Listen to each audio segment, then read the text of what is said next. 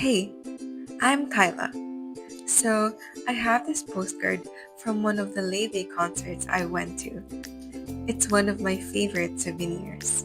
It says, "Life is prettier than it may seem." And I wanted to see that every single day.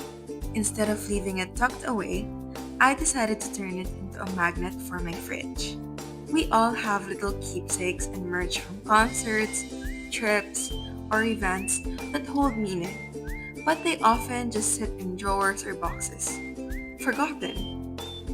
Turning them into magnets is a great way to display memories and reduce clutter by giving things a second life.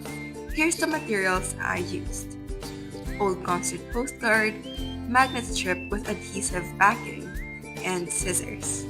I measured the back of the postcard to fit the magnet strip perfectly. Then, I cut the magnet strip to size. Peel and stick. Super simple. And just like that, it's ready to brighten up my fridge. It sticks well and holds up my notes perfectly. Plus, it reminds me daily that life really is prettier than it may seem. That's my ReNoted project. Concert postcard to fridge magnet. Thanks for watching. If you've got special keepsakes lying around, try this out and keep those memories alive.